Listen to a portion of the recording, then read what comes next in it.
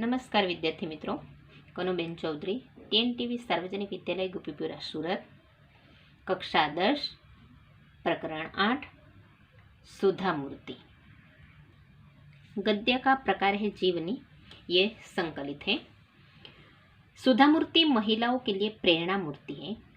इस पाठ में सुधा मूर्ति ने यह सिद्ध करने का प्रयास किया है कि स्त्रियों के लिए कोई कार्य असंभव नहीं है। उन्होंने इंजीनियरिंग के रूप में कार्य किया, बाद में संशोधन, तकनीकी क्षेत्र, चिकित्सा, लेखन के क्षेत्र में बड़ा योगदान दिया। महिला सशक्तिकरण के क्षेत्र में आपका योगदान महत्वपूर्ण है। इस पाठ में स्त्रियों के लिए कार्य क्षेत्रों की कोई सीमा नहीं है तथा वे हर कार्य में कुशलता प्राप्त कर सकती है, इस बात पर ज्यादा दिया है। इस कृति का यह संदेश है कि जाति और लिंग के बीच कोई भेदभाव न रखा जाए। तो गद्य को हम देखते हैं। अप्रैल 1974 की बात है। बेंगलुरु में गर्मी पड़ने लगी थी। भारतीय विज्ञान संस्थान के परिसर में गुलमोहर के बड़े बड़े वृक्ष लाल रंग के फूलों से लदे झूम रहे थे। कंप्यूटर विज्ञान की कक्षा समाप्त कर एक छात्रा हॉस्टल जा रही थी कि उसकी दृष्टि नोटिस बोर्ड पर लगे एक विज्ञापन पर पड़ी। यह विज्ञापन प्रसिद्ध ऑटोमोबाइल कंपनी टेल्को यानी कि टाटा की ओर से नौकरी के इच्छुकों के लिए था। कंपनी को योग्य और परिश्रमी इंजीनियरों की आवश्यकता थी। चौंकाने वाली बात थी, छोटे अक्षरों में लिखी अंतिम पंक्ति, महिला उम्मीदवार आवेदन न भेजे। यहाँ अप्रैल 1974 की बात है कि वहाँ बंगलुरु में गर्मी पड़ने लगी थी और एक भारतीय विज्ञान संस्थान के परिसर में वहाँ का वर्णन किया है कि गुलमोहर के बड़े बड़े वृक्ष थे, लाल रंग के फूलों थे और वृक्ष से फूलों से लदे झूम रहे थे। और वहाँ होता क्या है कि एक छात्रा कंप्यूटर विज्ञान की कक्षा समाप्त करके हॉस्टल की ओर जा रही थी कि उसकी दृष्टि कहाँ पड़ती है कि वहाँ जो नोटिस बोर्ड था वहाँ पर एक विज्ञापन जो नोटिस बोर्ड पर लगी थी वहाँ उनकी दृष्टि जाती है। तो वहाँ क्या लिखा था कि ऑटोमोबाइल जो कंपनी है टाटा कंपनी, उसकी ओर से जो नौकरी के इच्छुक है उन लोगों के लिए ये विज्ञापन था और वहाँ इंजीनियर की आवश्यकता थी। लेकिन चौंकाने वाली बात क्या थी कि अंतिम पंक्ति जो लिखी गई थी, तो अंतिम पंक्ति क्या लिखी थी कि महिला उम्मीदवार आवेदन न भेजे। उसने एक बार नहीं 2 बार पढ़ा। हाँ, यही तो लिखा था। उसे नौकरी की कोई आवश्यकता नहीं थी क्योंकि उसे विदेश से स्नातकोत्तर परीक्षा के बाद रिसर्च की डिग्री के लिए छात्रवृत्ति मिलने की पेशकश हो चुकी थी। वह स्वयं भी विदेश जाकर उच्च शिक्षा प्राप्त करना चाहती थी, परंतु यहाँ यह भेदभाव, स्त्री पुरुष में इतनी असमानता, बात उसे कुछ पची नहीं। यहाँ ये जो लड़की है, ये लड़की देखती है कि एक बार नहीं 2 बार पढ़ती है और देखती है कि हाँ यही लिखा है, लेकिन ये क्यों लिखा है ये देखती है कि यहाँ उसे नौकरी की आवश्यकता भी नहीं थी। क्यों? क्योंकि उन्होंने स्नातक के बाद जो उच्च अभ्यास के लिए रिसर्च करने की डिग्री के लिए जो छात्रवृत्ति मिलती है ये उनके लिए पेशकश हो चुकी थी, ये प्राप्त कर चुकी थी। इसलिए वे स्वयं विदेश जाकर उच्च अभ्यास करना भी चाहती थी। लेकिन उसे जो ये बात है कि महिला उम्मीदवार आवेदन न भेजे, इस पंक्ति से उसे अजीब सा लगा और उसे लगा कि यहाँ यह भेदभाव, स्त्री पुरुष में इतनी असमानता, उसे ये बात कुछ पची नहीं, यानी कि इस बात को ये स्वीकार नहीं कर सकी। वह अपनी कक्षा में हमेशा प्रथम स्थान पाती आई थी और कंप्यूटर की कक्षा में पुरुष सहपाठियों में अकेली लड़की थी। योग्य थी, परिश्रमी थी। नहीं से कुछ तो करना चाहिए होगा। इस भेदभाव को सहना उसके बस की नहीं थी। वह इसका विरोध करेगी और डट कर करेगी। अब उसने क्या किया कि वो कक्षा में सबसे प्रथम आती थी और कंप्यूटर विज्ञान की कक्षा में पुरुष सहपाठियों में यानी कि सहपाठी यानी कि साथ में अभ्यास करने वाले सभी लड़कों में ये अकेली लड़की थी और योग्य भी थी, परिश्रमी भी थी। उसे लगा नहीं, ये अच्छा नहीं हुआ, कुछ तो मुझे करना चाहिए। उसे ये भेदभाव पसंद नहीं था और ये भेदभाव सहना उसके बस की बात नहीं थी। इसलिए उसने सोच लिया कि मैं इसका विरोध करूंगी और वो भी डटकर करूंगी। उसने अपनी डायरी में आवश्यक सूचनाएं लिखी और तेजी से हॉस्टल की ओर चल दी। उसने निश्चय किया कि वह टेल्को कंपनी के सर्वोच्च अधिकारी को सूचित करेगी कि उनकी कंपनी इस प्रकार का अन्याय कर रही है। उसे उच्च सर्वोच्च अधिकारी का नाम मालूम तो नहीं था, केवल इतना पता था कि टाटा समूह के प्रमुख JRD टाटा है। उसने क्या किया कि ये जो वहाँ पे जो भी सूचनाएं लिखी थी डायरी में लिख दी और हॉस्टल की ओर तेजी से चल गई और उसने निश्चय किया कि टेल्को कंपनी के सर्वोच्च अधिकारी को वो सूचित करेगी और ये जो कंपनी अन्याय कर रही है ये अच्छा नहीं, ये बात भी बताएगी। उसे सर्वोच्च अधिकारी का नाम तो पता नहीं था, लेकिन उसे इतना मालूम था कि प्रमुख JRD टाटा है। उसने एक पोस्ट कार्ड लिया और JRD टाटा को संबोधित करते हुए लिखा, आपने भारत के लोहा, इस्पात, रासायनिक पदार्थ, कपड़ा, मशीनों के बड़े बड़े उद्योग लगाए हुए हैं। भारतीय विज्ञान संस्थान की स्थापना में बढ़ चढ़कर अपना योगदान दिया है। सौभाग्य से मैं उसी संस्थान में पढ़ रही हूँ। मैं हैरान हूँ कि टेल्को जैसी कंपनी स्त्री पुरुष के बीच ऐसा भेदभाव कैसे कर सकती है। इस लड़की ने क्या किया कि एक पोस्ट कार्ड लिया और JRD टाटा को संबोधित करते हुए पत्र लिखा और उसमें लिखा कि आपकी कंपनी जो है वो भारतीय विज्ञान संस्थान की स्थापना में बढ़ चढ़कर योगदान दे रही है। किस कहाँ पे? तो रासायनिक पदार्थ, कपड़ा, मशीन, बड़े बड़े उद्योग लगाए हैं, सभी में बढ़ चढ़कर योगदान दिया है। सौभाग्य से ये लड़की कहती है कि मैं इसी संस्थान में पढ़ रही हूँ, लेकिन मैं हैरान हूँ इस बात के लिए कि टेल्को जैसी कंपनी स्त्री पुरुष के बीच ऐसा भेदभाव कैसे कर सकती है। पत्र भेज दिया। 10 ही दिन में कंपनी ने उसे तार भेजा। कंपनी के खर्च पर पुनः शहर में साक्षात्कार के लिए उपस्थित हो आवश्यक तैयारियों के साथ वह लड़की पुनः पहुंची। साक्षात्कार आरंभ हुआ। काफी तकनीकी प्रश्न पूछे गए जिनके वह सही सही उत्तर देती गई। तभी एक बुजुर्ग सज्जन ने स्नेहमयी वाणी में कहा, तुम जानती हो कि हमने महिला उम्मीदवार आवेदन न भेजे, क्यों लिखा था? क्योंकि यहाँ फैक्ट्री में मुख्य कार्यस्थल पर किसी महिला की नियुक्ति नहीं होती। तुम्हारी जैसी मेधावी लड़कियों को अनुसंधानशालाओं में जाकर कार्य करना चाहिए।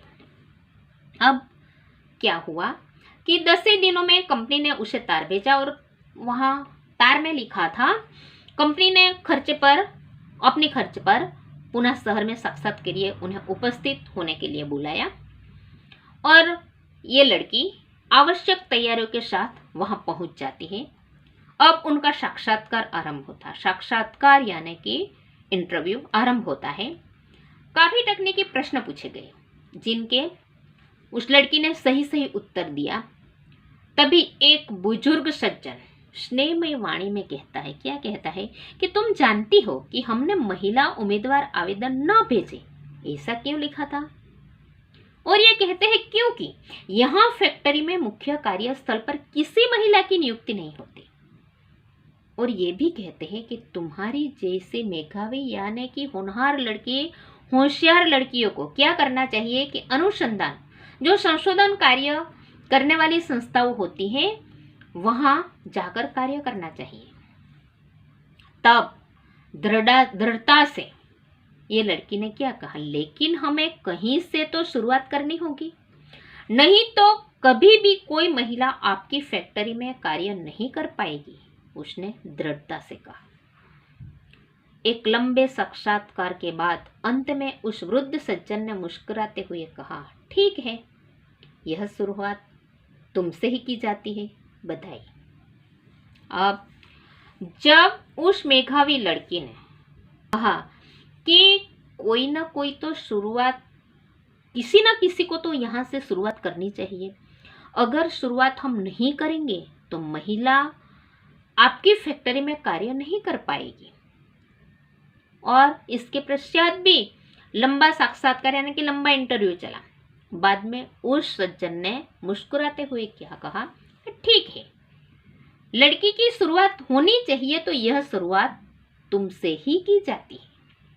और कहते हैं कि बधाई, आपको बधाई हो, मैं आप ही से शुरुआत करता हूँ और आपको यहाँ मैं नियुक्त करता हूँ। टेल्को यानी कि टाटा में इंजीनियर के पद पर नियुक्त यह प्रथम महिला इंजीनियर थी। उसका नाम है सुधा कुलकर्णी। सुधा कुलकर्णी का विवाह टेल्को में ही कार्यरत श्री नारायण मूर्ति के साथ हुआ। 8 वर्ष तक टेल्को को अपनी सेवाएं देने के बाद सन 1942 में उन्होंने अपने पद से त्याग पत्र दे दिया और बेंगलुरु में अपने पति श्री नारायण मूर्ति के साथ इन्फोसिस कंपनी खोली।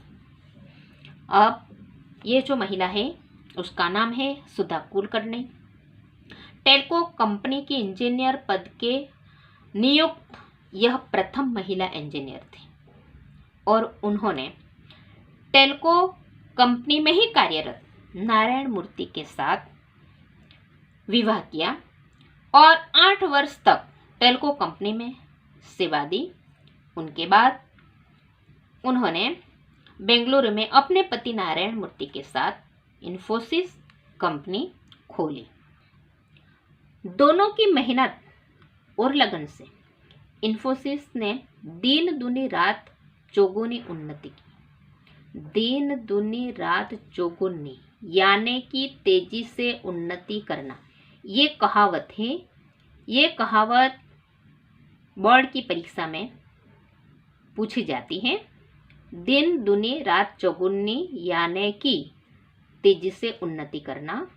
दोनों की मेहनत और लगन से इन्फोसिस ने दिन दुनी रात चौगुनी उन्नति की। सुधा मूर्ति 1996 में इन्फोसिस फाउंडेशन की चेयरपर्सन बनी। इस फाउंडेशन में के माध्यम से वे सामाजिक विकास के अनेक कार्य कर रही है। उन्होंने कर्नाटक राज्य के सभी सरकारी स्कूलों में एक कंप्यूटर और लाइब्रेरी की योजना बनाई और उसे कार्यरूप दिया। अब ये सुधा मूर्ति चाहती है कि कंप्यूटर माध्यम से लोगों की उन्नति हो। जो ऐसे बच्चे हैं जो पढ़ना चाहते हैं ये पढ़ सकें और कंप्यूटर क्षेत्र में आगे बढ़ सके। इसके लिए उसने क्या किया कि सामाजिक विकास के लिए कार्य कर रही है और कर्नाटक राज्य के सभी सरकारी स्कूलों में एक कंप्यूटर और लाइब्रेरी की योजना बनाई है। सुधा मूर्ति ने स्वयं को अब पूर्ण रूप से समाज सुधार के लिए समर्पित कर दिया। बेल्लारी, बीजापुर, हुबली आदि के अस्पतालों को उच्च तकनीकी चिकित्सा उपकरण उपलब्ध करवाए। कांची में केसर अस्पताल, औरंगाबाद, बेल्लारी, गुलबर्ग, पट्टुमडाई, बेंगलुरु आदि में चिकित्सा सहायता तथा उस्मानाबाद जिला, उड़ीसा के कालाहांडी और आंध्र प्रदेश के सूखापीड़ित क्षेत्र में राहत कार्य करवाए। यहाँ इस पैराग्राफ में हम देखते हैं कि सुधा मूर्ति स्वयं को अपूर्ण रूप से समाज सुधारक के रूप में समर्पित कर चुकी है कि उन्होंने जो बेल्लारी, बिलापुर, हुबली आदि के हॉस्पिटलों थे उन अस्पतालों में उन्होंने तकनीकी चिकित्सा उपकरण उपलब्ध करवाए और आगे जो कैंसर अस्पताल औरंगाबाद, बेल्लारी, गुलबर्ग, पट्टुमडाई, बेंगलुरु आदि में भी चिकित्सा सहायता की। और जो उस्मानाबाद जिला, उड़ीसा, कालाहांडी और आंध्र प्रदेश के सूखा पीड़ित जैसे जो क्षेत्र है वहाँ पे भी उन्होंने राहत कार्य करवाए। उनके अथक प्रयास से कर्नाटक के 800 से अधिक गांवों में कंप्यूटर शिक्षा पर 1 करोड़ रुपया लगाया गया और 3000 से अधिक पुस्तकालय खोले गए। उन्होंने गरीब बच्चों को सहायता दी, स्कूलों की इमारतों का निर्माण करवाया, अधिकतम अंक लाने वाले बच्चों की छात्रवृत्ति दी और गांवों में लगभग 300 कंप्यूटर वितरित किए। अब हम यहाँ देख सकते हैं कि सुधा मूर्ति पूर्ण रूप से समाज सुधारक बन चुकी है और वे अथाक प्रयास छे। कर्नाटक के 800 से अधिक गांवों में उन्होंने कंप्यूटर शिक्षा पर 1 करोड़ रुपया लगाया और 3000 से अधिक पुस्तकालय उन्होंने खोले और गरीब बच्चे जो हैं उनके लिए उन्होंने सहायता दी और वहाँ जो जर्जरित इमारतों थी स्कूलों की उसका भी निर्माण करवाया और जो बच्चे अधिकतम अंक लाते हैं उन बच्चों के लिए छात्रवृत्ति दी और गांवों में लगभग 300 कंप्यूटर वितरित किए। 13 पुस्तकों की लेखिका सुधा मूर्ति को उनके कार्यों के लिए अनेक पुरस्कार दिए गए, जिनमें से प्रमुख है कर्नाटक राज्योत्सव पुरस्कार, ओजस्विनी पुरस्कार, मिलेनियम महिला शिरोमणि पुरस्कार, women of the year 2002 FM radio द्वारा और राज लक्ष्मी पुरस्कार आदि। यहाँ हम देख सकते हैं कि सुधा मूर्ति ने 13 पुस्तकों भी लिखे, ये लेखिका भी हैं। उसके लिए उन्हें पुरस्कार दिए, जिनमें प्रमुख पुरस्कार थे उसके यहाँ बात की है। तो ये प्रमुख पुरस्कार हमने देखे कि कर्नाटक राज्योत्सव पुरस्कार, ओजस्विनी पुरस्कार, मिलेनियम महिला शिरोमणि पुरस्कार, women of the year 2002 FM radio द्वारा और राजलक्ष्मी आदि पुरस्कार सुधा मूर्ति को मिला है। सुधा मूर्ति ने अपनी उपलब्धियों से महिलाओं का मार्ग प्रशस्त किया। आज इंजीनियरिंग महाविद्यालयों में पढ़ने वाले छात्रों में से 50% संख्या लड़कियों की है। अनेक उद्योगों के मशीनों के बीच लड़कियां कुशलता से कार्य कर रही है। जिस मार्ग पर चलकर सुधा मूर्ति ने अपनी प्रतिभा, लगन और परिश्रम से सफलता की ऊंचाइयों को छुआ, उस मार्ग पर नई पीढ़ी को आगे बढ़ता देखकर वे खुशी से फूली नहीं समाती। महिलाओं की सफलता पर वे कह उठती है, हमारा मार्ग कठिन अवश्य है किंतु चलना जरूरी है। यहाँ सुधा मूर्ति ने अपनी उपलब्धि से महिलाओं का मार्ग प्रशस्त किया या नहीं किया, उसने कदम उठाया, तभी तो आज हम देख रहे हैं कि इंजीनियरिंग महाविद्यालयों में पढ़ने वाली छात्रों में से 50% संख्या लड़कियों की है और अनेक उद्योगों में हम देख रहे हैं कि मशीनों के बीच लड़कियां कुशलतापूर्वक कार्य कर रही हैं। उसका जो श्रेय है ये श्रेय सुधा मूर्ति को ही जाता है, क्योंकि उसने ही ये प्रारंभ करवाया है। जिस मार्ग पर चलकर कृष्णा मोदी ने अपनी प्रतिभा, लगन और परिश्रम के सफलता की ऊंचाइयों का मार्ग छुआ, उस मार्ग पर जब सुधा मूर्ति लड़कियों को देखती है तो वे खुशी से फूली नहीं समाती। खुशी से फूला न समाना यानी कि अत्यंत फूला न समाना यानी कि अत्यंत प्रसन्न होना। वे प्रसन्न हो उठती है। महिलाओं की सफलता पर वे कह उठती है, क्या कहती है कि हमारा मार्ग कठिन अवश्य है किंतु चलना जरूरी है। यहाँ हम महिला जो सुधा मूर्ति है उन्हें महिला सशक्तिकरण में जो योगदान दिया है, ये योगदान हम यहाँ देख सकते हैं कि ये योगदान से आज के ज़माने में महिलाओं के लिए कोई भी कार्य करना कठिन नहीं रह गया। स्त्रियों को पुरुषों के बराबर की शिक्षा एवं विकास के अवसर उपलब्ध है। आज वे प्रत्येक क्षेत्र में काम कर रही है और कुशलता भी प्राप्त कर रही है। इसलिए लिंग और जातिभेद महिलाओं के विकास में आड़े नहीं आना चाहिए। ये प्रस्तुत पाठ में वर्णित सुधा मूर्ति के विभिन्न कार्यों से ये बात यहाँ सिद्ध हो जाती है।